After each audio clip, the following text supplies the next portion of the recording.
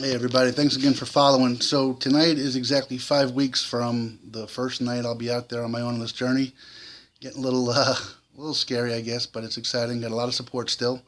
One of the things that I'll talk about tonight, there's a few points I wanted to cover.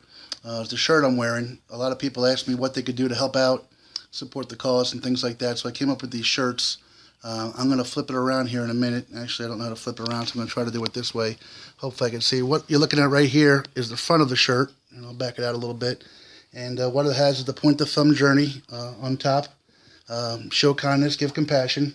Shows you a highway walking into either a sunrise or sunset, however you want to look at it, because I'll certainly be doing a lot on the highway.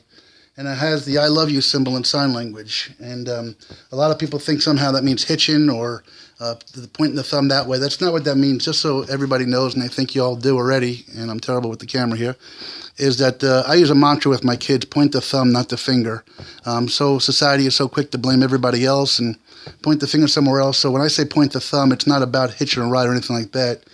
I also want to give credit where credit's due. The I love you symbol is obviously it's not something I created, but it wasn't even my idea. Way back in the day when I was married, my brother-in-law and his wife used to do it a lot. And when I became a dad, it just meant it was such a great way to tell my kids I love them.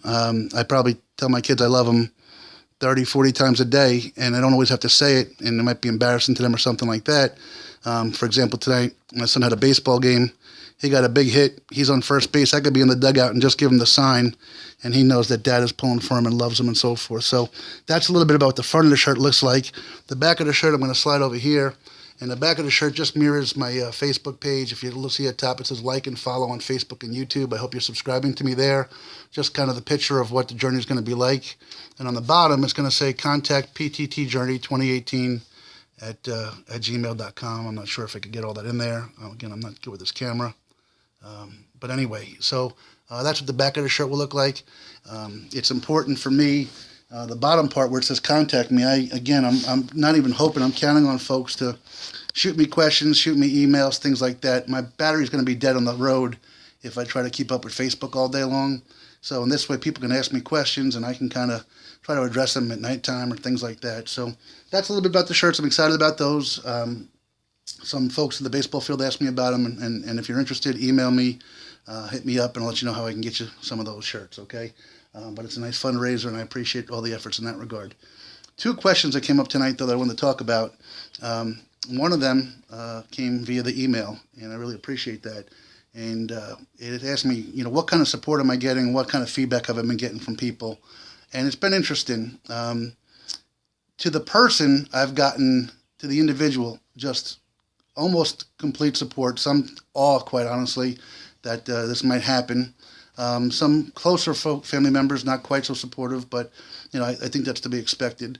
But from the corporate world, it's been different, and I'm not trying to trash anybody. I want this to be positive, and I try to kind of give lessons either for my kids or someone else's kids, or even for adults out there, as I talk about this. And I wanted to kind of illustrate a couple of points, just how we come across to folks, right? It's not what we actually mean, but it's how they perceive us. And there's ways to do things, and there's ways not to do things. So as an example, you guys have heard, when I first started this journey and the idea, one of the first folks I approached Dick's Sporting Goods, okay? And the feedback I got from them the first couple of days after talking to them was, hey, we think you could probably do something to help you, and that was exciting. Didn't hear anything for about a week. The manager asked me to send him an email. I did. And then about a week later, I went into the store to figure, hey, guess what? I'm going to have to buy this stuff if they're not going to help me donate it. And nobody came around to talk to me or anything like that. Eventually, the manager kind of caught my eye and said, hey, thanks for the email.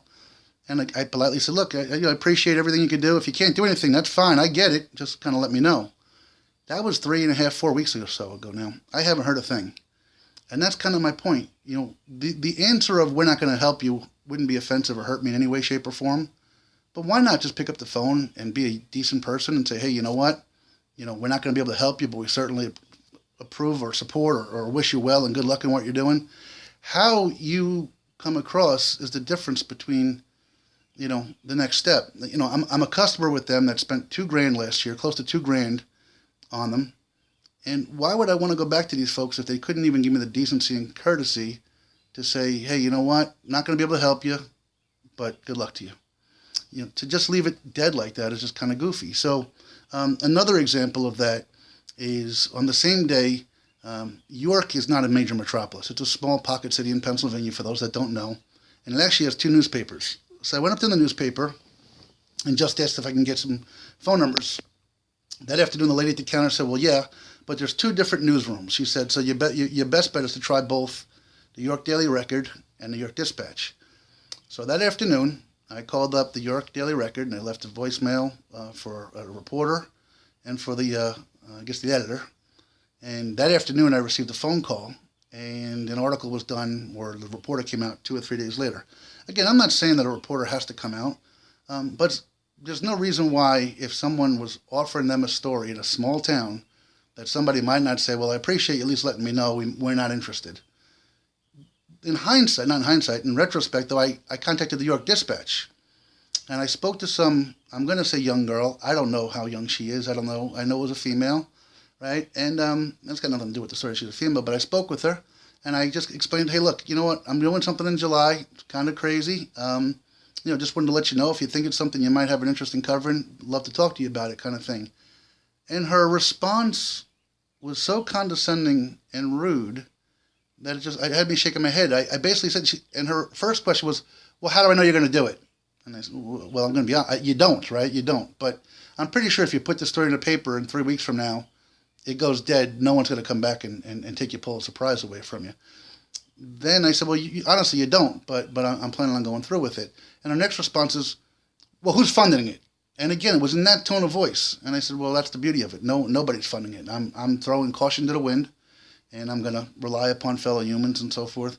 And I didn't even get that answer out before her very terse response was, well, I'll talk to my editor, and if we're interested, we'll let you know.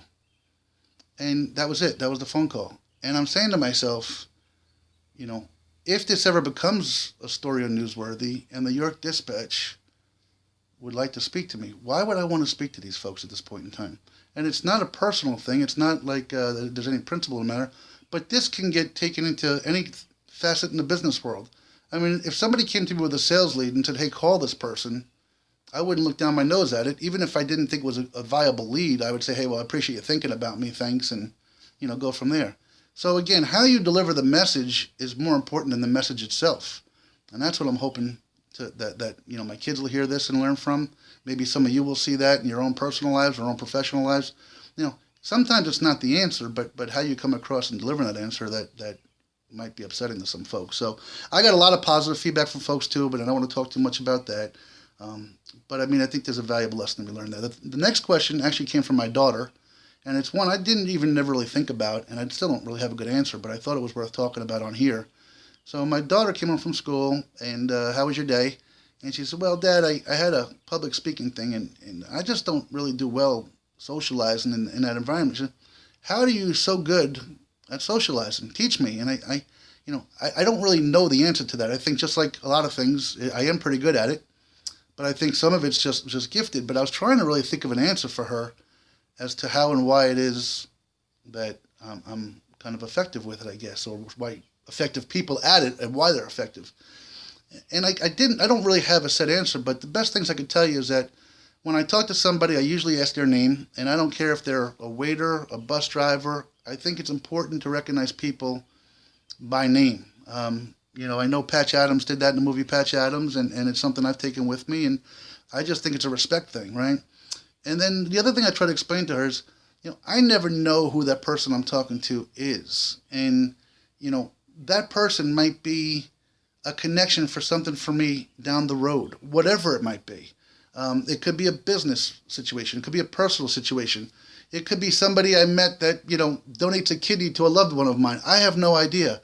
But every person I come across, in my mind, I kind of think to myself, the only way I'm going to learn about them is by asking about them. And who knows what they could offer me. I believe you learn something new every day. You learn something from people.